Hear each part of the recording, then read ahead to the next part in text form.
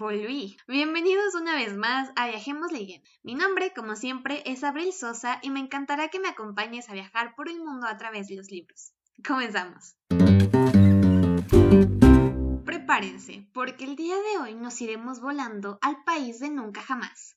Esta es una lejana isla donde los niños no crecen y viven sin ninguna regla ni responsabilidad. La mayor parte del tiempo se la pasan divirtiéndose y viviendo increíbles aventuras. Los niños que habitan aquí formaron una pandilla llamada Los Niños Perdidos y son liderados por Peter Pan, el niño con menos ganas de crecer que ha existido en este mundo. Pero la población no se reduce a ellos. En esta isla encontraremos hadas, temibles piratas, indios, aves y sirenas. Es un lugar mágico que existe dentro de una estrella donde los niños no alcanzan la edad adulta. Y hay quienes dicen que si uno viaja al país de nunca jamás y pasa demasiado tiempo allí, le será difícil volver a su antigua vida y recordar su pasado. ¿Te imaginas? El polvillo de hadas para llegar volando a nunca jamás lo encuentras en el clásico de la literatura infantil escrito por el escocés James Matthew Barrie, Peter Pan.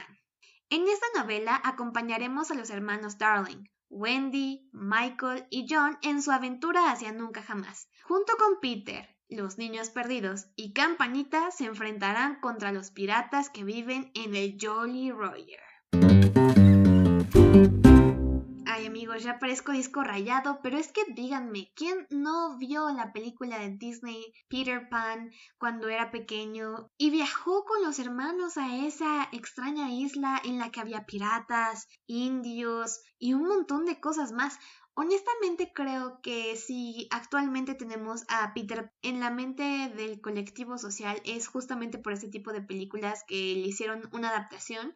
Aunque la adaptación de Disney, como siempre, está muy endulzada y no muestra las partes, digamos, más oscuras de esta historia, la verdad es que hace muy buen trabajo y es un excelente producto para niños, incluso mejor que el propio libro escrito por James M. Barrie, la verdad. ¿Por qué? Porque como muchas veces hemos escuchado en esos videos de YouTube que son bastante amarillistas y en este caso son bastante acertados, la obra original que se usó para adaptar esta increíble película de Disney tiene detrás una historia muy oscura y muy triste, y pues no es porque yo quiera ser ese tipo de persona que hace amarillismo con sus contenidos en las redes, pero se las voy a contar. Empezando por decir que la historia original es bastante machista. Podemos ver cómo la mujer es utilizada únicamente para realizar las tareas domésticas, para mantener sanos a los niños. Que digo, claro que las mujeres hemos jugado ese rol durante toda la historia y que somos muy buenas para ello. Sin embargo, no quiere decir que los hombres no puedan aprender a realizar estas tareas y hacerlas por sí mismos, cosa que sí hacían los niños perdidos, pero que aún así sentían mucho mejor y creían que si lo hacía una mujer todo iba a salir muchísimo más perfecto. Honestamente no me molestó tanto esa cuestión dadas las circunstancias y la época en la que está escrito. Sin embargo, creo que digamos que este producto ya no es consumible para niños, por lo menos en mi opinión, en estos años, ¿saben? Creo que hemos avanzado un montón desde que este libro fue escrito hasta ahora en cuanto al tema del machismo y demás, que poner a leer a nuestros hijos esto sin nuestra supervisión y sin explicarles realmente por qué es que en este libro las mujeres son tratadas de esa manera sería un total desacierto. Ahora sí, una vez dicho este disclaimer, voy a continuar contándoles un poquito de la vida de James M. Barrie, sobre todo lo que más nos interesa para temas de este podcast. Y bueno, justamente cuando terminé de leer el libro me puse a investigar un poquito sobre la vida y obra, además obviamente de Peter Pan, de este escritor, y me encontré con que su vida estuvo muy marcada por la pérdida y las muertes.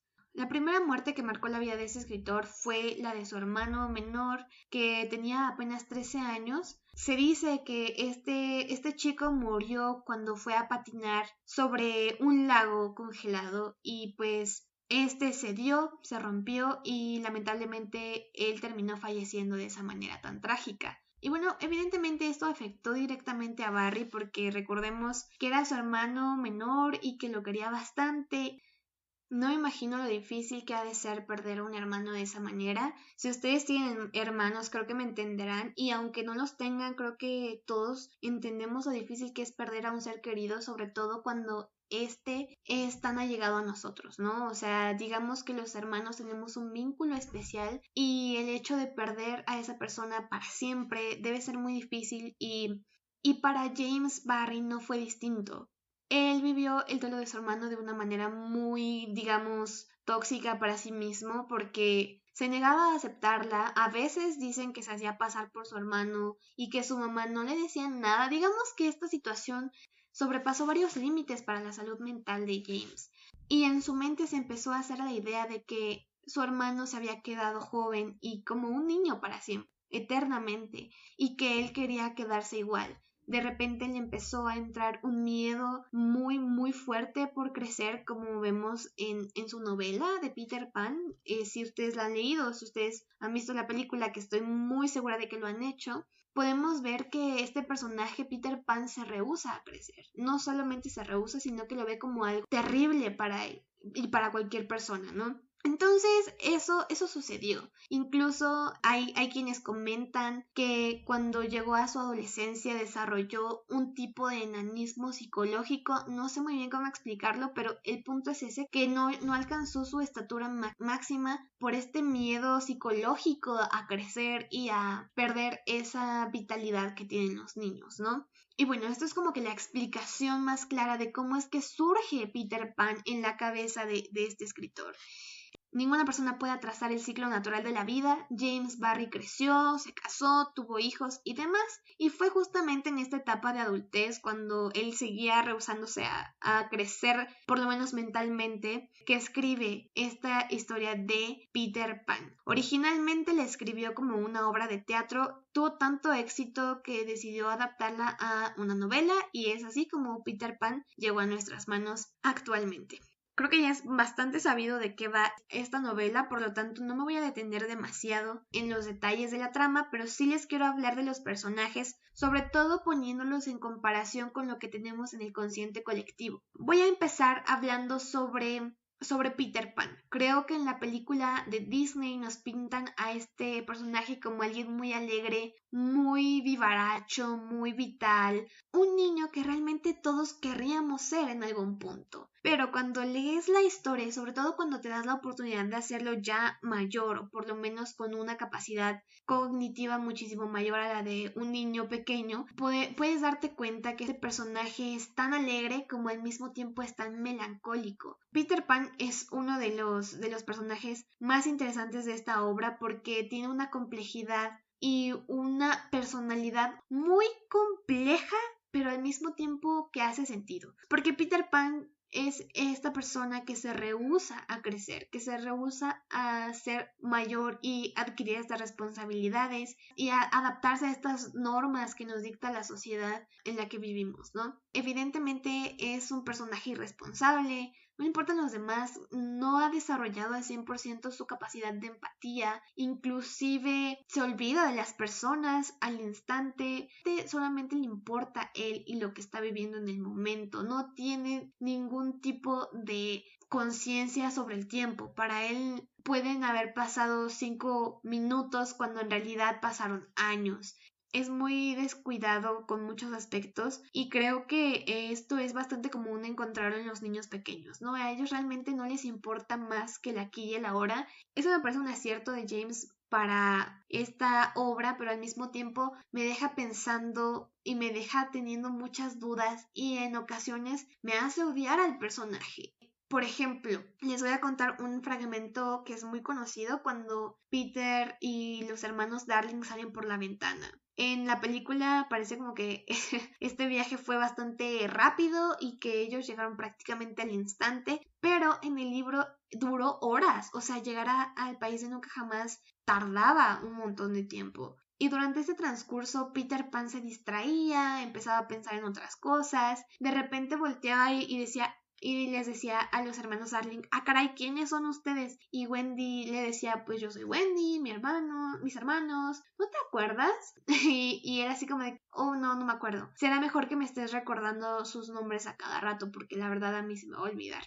Y digo, wow, o sea, que es coherente con el personaje, pero al mismo tiempo me hace no conectar con él del todo, a pesar de que digamos que tiene sentido en este contexto. Y también cuando están ya a punto de llegar al país de nunca jamás, a John y a Michael se les acaba, digamos que el combustible, el polvo de hadas deja de funcionar de repente y están a punto de estamparse. Y a Peter se le hace gracioso y dice, jaja, se empieza a burlar. Y Wendy está así como de que, dude, ¿qué te pasa? Mis hermanos están a punto de estamparse contra el suelo, ¿no los piensas ayudar?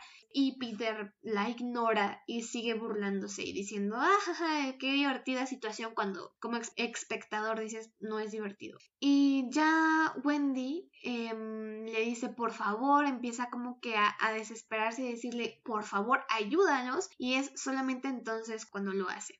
Entonces Peter Pan es un personaje al que solamente le importa una persona y esa es él. Es demasiado egocéntrico, a veces egoísta y muchas otras veces maleducado e incluso cruel.